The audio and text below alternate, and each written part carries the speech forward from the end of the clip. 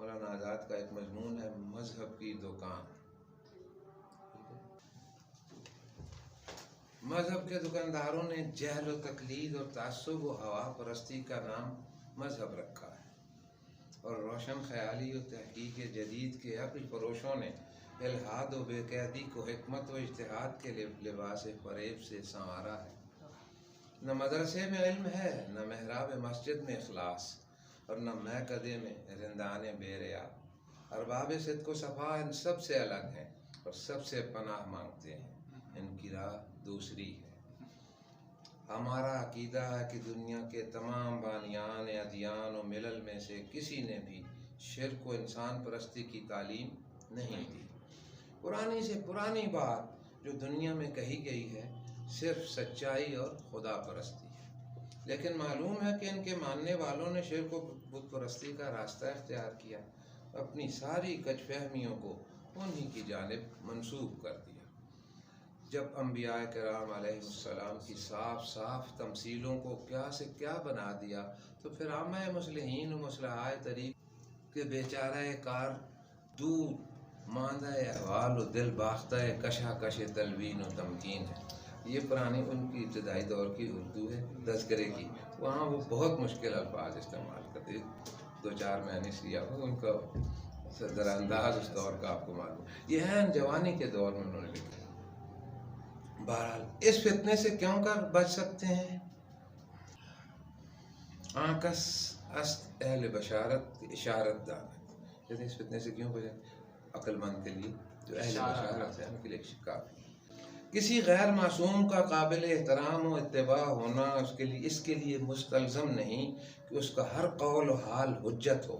کیا بات! کسی غیر معصوم کا قابل احترام و اتباع ہونا اس کے لیے مستلزم نہیں کہ اس کا ہر قول و حال حجت ہو، اور نہ کسی غیر معصوم کے کسی ایک قول و اجتہاد کا غلط ہونا یہ معنی رکھتا ہے کہ اس کے تمام محاسن اقوال و اعمال کو ترک کر دیا جائے.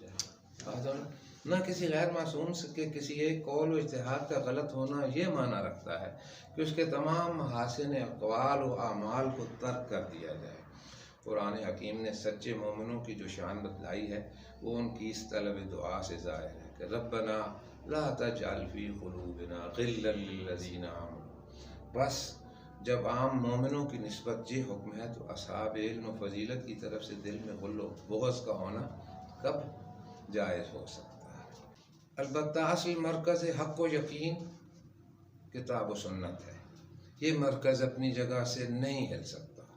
سب کو اس کی خاطر اپنی جگہ سے ہل جانا پڑے گا. اس چوکھٹ کو کسی کی خاطر نہیں چھوڑا جا سکتا. سب کی چوکھٹیں اس کی خاطر چھوڑ دینی پڑیں گی. رسول کے مقابلے میں کسی دوسرے انسان کی پاسداری کی تو رسول احب کب باقی رہا؟ احب کا مطلب زیادہ محبوب.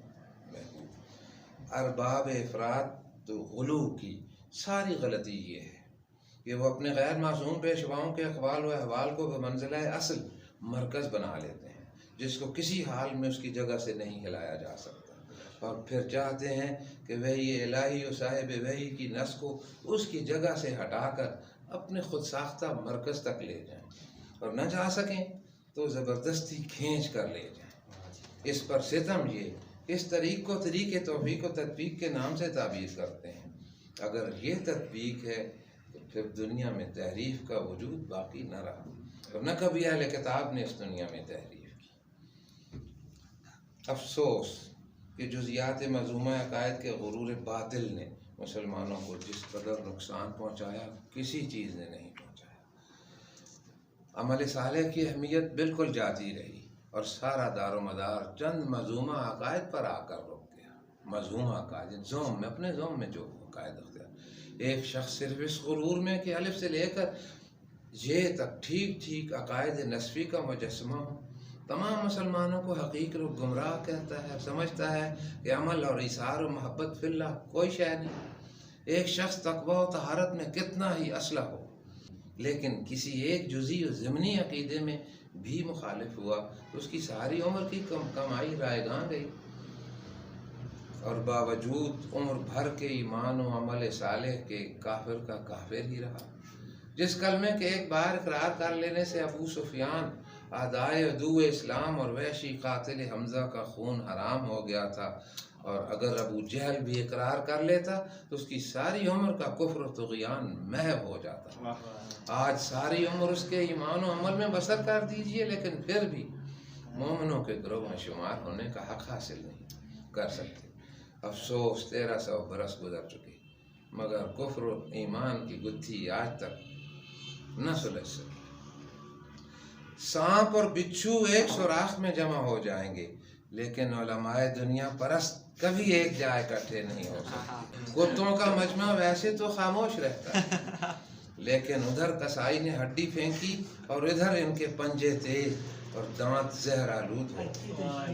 یہی حال ان سگان دنیا کا ہے۔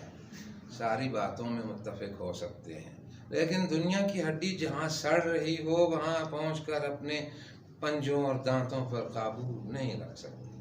ان کا سرمایہ ناز علم حق نہیں ہے جو تفرقہ مٹاتا اور اتباع سبل متفرقہ کی جگہ ایک ہی صراط مستقیم پر چلاتا ہے، بلکہ یکسر علم جدل و خلاف ہے۔ نفس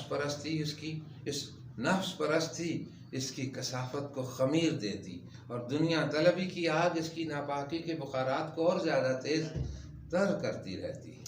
فساق و فجار خرابات میں بھائیوں کی طرح ایک دوسرے کا جام صحت پیتے ہیں، اور چور اور ڈاکو مل جل کر رہزنی کرتے ہیں، مگر یہ گروہ خدا کی مسجد اور زہد و عبادت کے صومعہ و خانقاہ میں بیٹھ کر بھی متحد و یک دل نہیں رہ سکتا، اور ہمیشہ ایک دوسرے کو درندوں کی طرح چیرتا پھاڑتا اور پنجہ مارتا رہتا ہے۔ میں قدوں میں محبت کے ترانے اور پیار و الفت کی باتیں سننے میں آ جاتی، مگر ہمیں محراب مسجد کے نیچے پیشوائی و امارت کے لیے ان میں سے ہر ہاتھ دوسرے کی گردن پر بڑھتا اور خونخواری کی آنکھ دوسرے بھائی کے خون پر لگی ہوتی ہے۔ حضرت مسیح علیہ السلام نے احبار یہود سے فرمایا تھا، تم نے داؤد کے گھر کو ڈاکوؤں کا بھٹ بنا دیا۔ ڈاکوؤں کے بھٹ کا حال تو نہیں معلوم، لیکن ہم نے مسجدوں کے صحن میں بھیڑیوں کو ایک دوسرے پر غراتے اور خون آشام دانت مارتے دیکھا۔ 1911 میں مولانا شبلی مرحوم وقف علی الاولاد کے علماء کا ایک وفد لے جا رہے تھے۔ یہ غور سے سننے کی بات ہے۔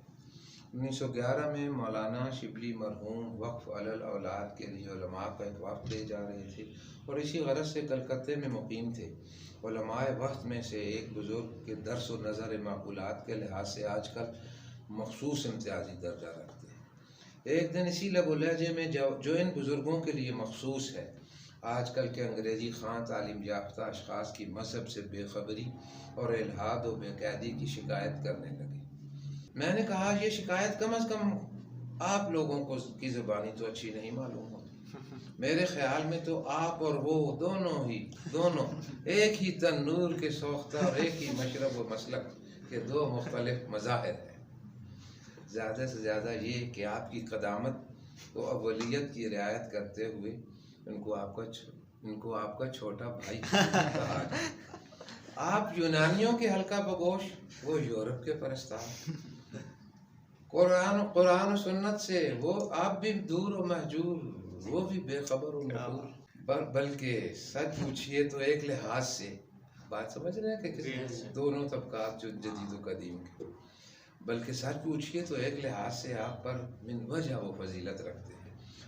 آپ کے ائمہ و پیشوا فلاسفہ یونان ہیں، جن کا قدم ذہنیات ضالہ سے آگے نہ بڑھا۔ ان کے معبودان علم فلاسفہ یورپ ہیں۔ ان میں کا ایک لڑکا جو اسکول کی 5ویں کلاس میں سائنس اور طبیعیات کی ریڈر پڑھتا ہے، شاید آپ کے مدارس کے منتہیوں سے زیادہ صحیح راہ پر ہے، جو صدرہ اور شمس بازغہ سے بھی آگے بڑھ چکے ہیں۔ یہ کتابوں کے فلسفے کی راہ۔ البتہ یہ ضرور ہے کہ آپ صاحبوں میں مترجمین و ناقلین عرب تھے، جنہوں نے یونانیت کو عربی کا جامہ پہنا کر مقدس بنا دیا، اور معتزلہ و اخوان الصفا وغیر ہم پیدا ہو گئے، جنہوں نے مصطلحات و عبائر یونانیات کو علوم دینیہ میں امتزاج و خلط کیمیائی کے ساتھ ملا دیا، لیکن ان بیچاروں کو یہ اتفاقات اب تک نصیب نہیں ہوئے۔ معاملہ سر سید مرحوم اور ان کے خوشہ چینان غیر معترف و مقلدین غیر مقر یا مجتہدین فی المذہب سے آگے نہیں بڑھا. اگر ان میں بھی کوئی اسی ڈھب کا آدمی نکل آتا تو آپ دیکھتے کہ ان کے مباحث خاصہ آپ کے امور عامہ سے تو ضرور بازی ہوتی. یہ عربی مدارس کے کورسز ہیں. حقیقت یہ ہے کہ شک و شبہ کا فتنہ خود اس تیزی سے نہیں آتا جس قدر جلد شک و شبہ کو دور کرنے والے اسے بلا لیتے. حقیقت یہ ہے کہ شک و شبہ کا فتنہ خود اس تیزی سے نہیں آتا جس قدر جلد شک و شبہ کے دور کرنے والے اسے بلا لیتے ہیں. ہمیشہ مدعیان تطبیق کے نقل و عقل و دفع شبہات و شکوک نے ایسا ہی کیا ہے.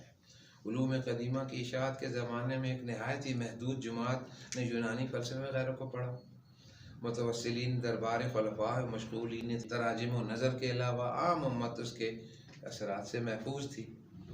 سب سے پہلے خود معتزلہ اس کے تیروں سے زخمی ہوئے، پھر خود بخود یہ ظاہر کر کے کہ تمام امت زخمی ہو گئی ہے اور اس کا علاج علماء قرآن و سنت نہیں کر سکتے، اپنے آپ کو خود ساختہ مصلح و معالج قرار دیا. اور جس بیماری کا ابھی وجود ہی نہ تھا خود کوشش کر کے اور بلاوے بھیج کر بالآخر اسے بلا لیا. نتیجہ یہ نکلا کہ ان کے رد و قد اور بحث و نظر نے خواہ مخواہ ہزاروں انسانوں کے عقائد متزلزل کر دیے. عامہ متکلمین و حکماء کا بھی یہی حال رہا ہے.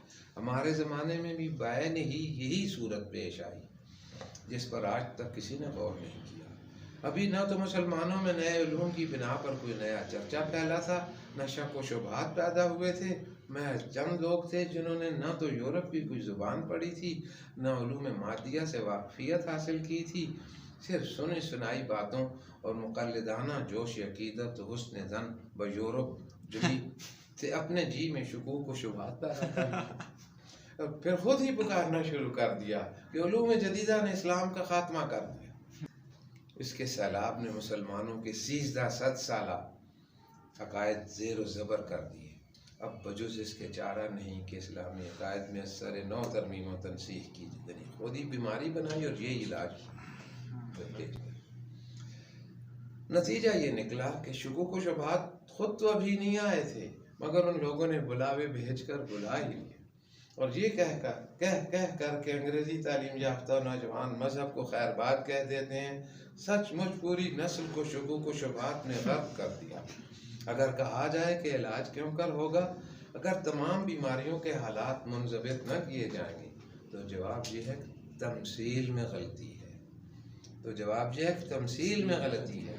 شبہات بیماری نہیں ہے، بد پرہیزی و بے اعتدالی ہے. بیماری عدم ایمان و یقین ہے اور وہ ان کی وجہ سے پیدا ہوتی ہے. بس بیماریوں کو تو یقیناً معلوم کرنا چاہیے. بیماریوں کا کامل علم ہی طبیب کامل کی پہچان ہے. لیکن جن بد پرہیزیوں کا بھی ضعفائے صحت کو وہم و گمان بھی نہیں گزرا خود ہی ان کی راہیں پیدا کر کے لوگوں کو بد پرہیزیوں کے لیے نئے نئے دروازے کیوں دکھائے جاتے ہیں.